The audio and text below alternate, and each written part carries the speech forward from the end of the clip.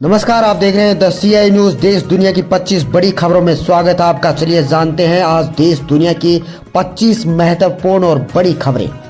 पश्चिम बंगाल में 2024 का लोकसभा चुनाव अकेली लड़ेगी तृणमूल कांग्रेस। ममता बनर्जी बोली, कांग्रेस ने सीट शेयरिंग का प्रस्ताव ठुकराया, इंडिया गठबंधन में बनी रहूंगी। नेता प्रतिपक्ष टीकाराम जूली का बड़ा बयान, बोले चुनाव के बाद OPS को खत्म करना चाहती है बीजेपी सरकार। दिल्ली से पर्ची आ चुकी है, PSD मंत्री के आरोपों पर विधानसभा में हंगामा। कांग्रेस अध्यक्ष खड़गे की अमित शाह को चिट्ठी, लिखा असम में राहुल गांधी को खतरा, असम पुलिस भाजपा उपद्रवियों के साथ, राहुल को Z+ सिक्योरिटी मिलनी चाहिए। हवा महल पर बैठकर चाय पिएंगे मोदी और फ्रांस के राष्ट्रपति। मैक्रो को जयपुर घुमाएंगे प्रधानमंत्री, सिटी पैलेस और आमेर का किला भी दिखाएंगे। गणतंत्र दिवस के मौके पर भारत आएंगे फ्रांस के राष्ट्रपति इमैनुअल मैक्रो। राजस्थान की बड़ी खबरें फटाफट आपको बता दें। नगरीय निकायों में रिटायरमेंट के बाद संविदा पर काम कर रहे कर्मचारियों और अधिकारियों की सेवाएं समाप्त। बुधवार सुबह जारी किया गया आदेश। जयपुर में 100 वर्ग गज प्लॉट अब करीब 18 लाख रुपए का, रातों रात बढ़ी 23% कीमतें। दूसरे शहरों में भी हाउसिंग बोर्ड ने महंगे किए मकान। ईडी टीम फरार TMC नेता शेख शाहजहां के घर पहुंची, 100 से ज्यादा सुरक्षा बल मौजूद। 19 दिन पहले यही ईडी अफसरों पर हुआ था हमला, छेड़छाड़ और जबरन घरों में घुसने का लगा था आरोप। 3 साल बाद दिल्ली में दिखेगी राजस्थान की झांकी। गणतंत्र दिवस परेड से 2 दिन पहले देखे इसकी झलक, वो 7 खासियतें जो बनाएंगी इसे सबसे अलग। 65 यूक्रेनी कैदियों वाला रूसी प्लेन क्रैश, ये मिलिट्री एयरक्राफ्ट हादसा बेलागोरोड क्षेत्र में हुआ। पीएम मोदी NCC कैडेट के कार्यक्रम में हुए शामिल, कहा आपकी जनरेशन को जनरेशन Z कहा जाता है, लेकिन मैं आपको अमृत पीढ़ी कहूंगा। पंजाब में लोकसभा चुनाव अकेले लड़ेगी आम आदमी पार्टी। इंडिया की मीटिंग में ऑफर करेंगे केजरीवाल, कैंडिडेट्स के 40 नामों के पैनल बनाए। एयर इंडिया पर DGCA ने 1 करोड़ का लगाया जुर्माना, सेफ्टी नियमों के उल्लंघन पर कार्यवाही। एयरलाइन आदेश के खिलाफ करेगी अपील। लोकसभा यूथ कांग्रेस प्रभारी बोले, बेरोजगारी और महंगाई चरम सीमा पर। यूथ जिलाध्यक्ष बोले, सीकर में निकालेंगे रोजगार दो न्याय दो मसाल जुलूस रैली। VVIP अयोध्या आने से 7 दिन पहले बताएं, CM की अपील। प्रमुख सचिव DG करा रहे भक्तों को दर्शन, आज 15 घंटे खुलेंगे रामलला के कपाट।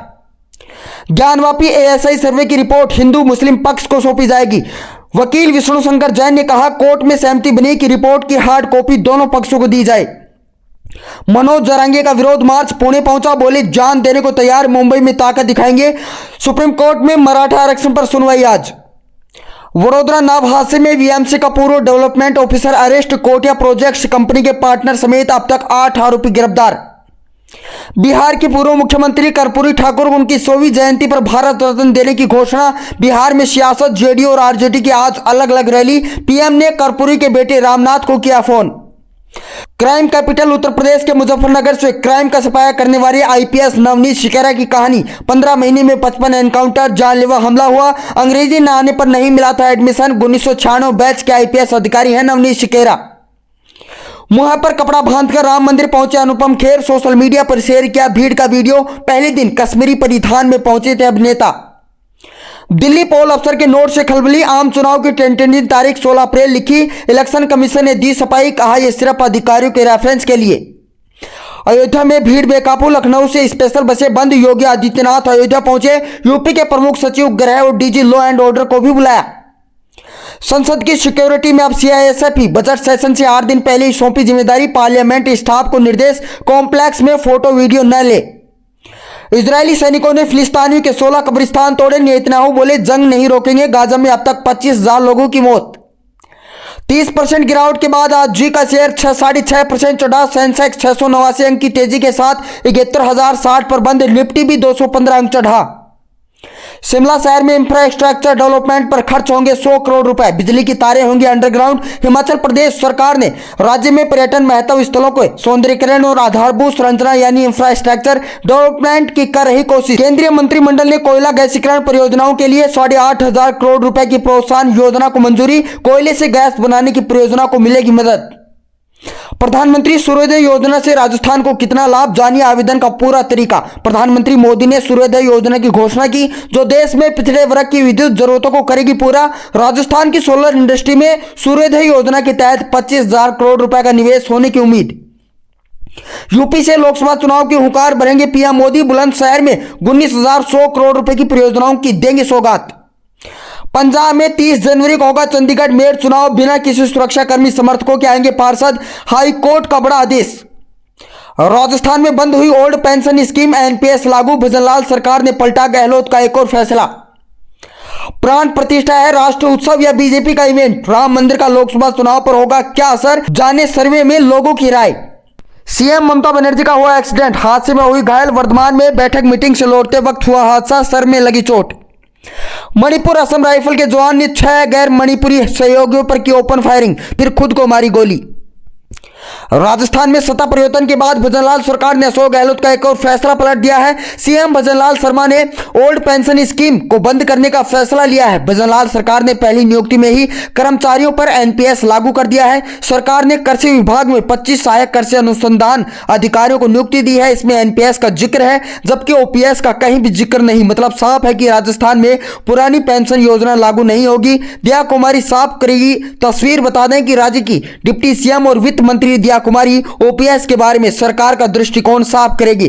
दरअसल विधानसभा चुनाव के दौरान तत्कालीन सीएम अशोक गहलोत ने कहा था कि राज्य में बीजेपी सरकार बनने के बाद कांग्रेस की सारी योजनाएं बंद कर दी जाएंगी। हालांकि पीएम मोदी ने कहा था कि हम गहलोत सरकार की योजनाएं बंद नहीं करेंगे।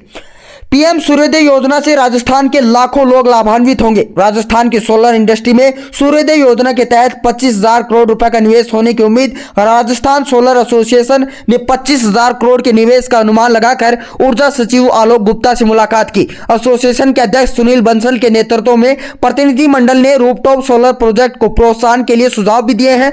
उल्लेखनीय है कि सूर्योदय योजना के तहत राजस्थान के रिन्यूएबल एनर्जी आधारित लघु और मध्यम उद्योगों को होने की उम्मीद की जा रही है। बंसल का कहना है कि राजस्थान में अभी तक केवल 1000 मेगावाट की क्षमता की रूफटॉप सोलर प्लांट लगे हैं। सूर्योदय योजना क्या है ये आपको बता दें। प्रधानमंत्री सूर्योदय योजना 2024 के तहत देश के 1 करोड़ से ज्यादा घरों पर रूफटॉप सोलर पैनल लगाए जाएंगे। 40 गीगावाट रूफटॉप सोलर पैनल क्षमता वाली ये योजना न केवल गरीबों और मध्यम वर्ग के बिजली बिल को कम करने में मदद करेगी, बल्कि भारत के ऊर्जा क्षेत्र में आत्मनिर्भर बनने के लक्ष्य को भी हासिल करेगी। अब सूर्योदय योजना के लिए पात्र कौन लोग होंगे ये आपको बता दें। आवेदकों को भारत का स्थायी निवासी होना आवश्यक है। आवेदकों की वार्षिक आय 1 लाख या 1.5 लाख रुपए से अधिक नहीं होनी चाहिए। सभी आवश्यक डॉक्यूमेंट सही जमा या अपलोड करने होंगे। आवश्यक आवेदक किसी भी सरकारी सेवा से नहीं जुड़ा होना चाहिए। सूर्योदय योजना आवेदन के लिए जरूरी दस्तावेज क्या चाहिए वो आपको बता देते हैं। आवेदन का आधार कार्ड, अधिवास प्रमाण पत्र, बिजली का बिल, आवेदक का आय प्रमाण पत्र, mobile number, bank passbook, passport size photo, ration card सहित ये डॉक्यूमेंट्स आपको जमा कराने होंगे। इसके बाद आप प्रधानमंत्री सूर्योदय योजना के लिए पात्र माने जाएंगे। मुंह में राम बगल में छुरी, ढोंगी राम भक्त है Ayushmann Khurrana. Social media post से उठा बड़ा सवाल। हाल ही में एक्टर को रामलला की प्राण प्रतिष्ठा समारोह में देखा गया था, जहां उन्होंने जय श्री राम के नारे लगाए, लेकिन अब एक्टर पर ढोंगी राम भक्त होने का इल्जाम लग रहा है। कहा जा रहा है कि आयुष्मान सिर्फ राम भक्ति का दिखावा करते हैं। ऐसा सिर्फ एक पोस्ट के आधार पर कहा जा रहा है। तो चलिए जानते हैं पूरा मामला क्या है। सोशल मीडिया पेज है जो एलजीबीक्यू समुदाय के अधिकारों के लिए लड़ता है और जागरूकता फैलाता है। इस पेज पर 22 जनवरी को एक पोस्ट डाला गया जिसमें लिखा गया, भारत धीरे धीरे विनाश और शोक की तरफ बढ़ रहा है। इस विनाश से प्रभावित सभी लोगों के साथ एकजुटता से खड़ा हूं। इसके साथ तिरंगे की एक फोटो शेयर की गई जिसमें केसरिया रंग को खून की टपकता हुआ दिखाया गया है। इस पोस्ट को आयुष्मान खुराना ने पहले लाइक किया था। हालांकि सोशल मीडिया पर बात सामने आने के बाद उन्होंने अपने लाइक को वापस ले लिया। जहां एक तरफ आयुष्मान खुराना रामलला के प्राण प्रतिष्ठा समारोह में पहुंचे तो दूसरी तरफ प्राण प्रतिष्ठा और रामलला की स्थापना पर शोक व्यक्त करते दिखे।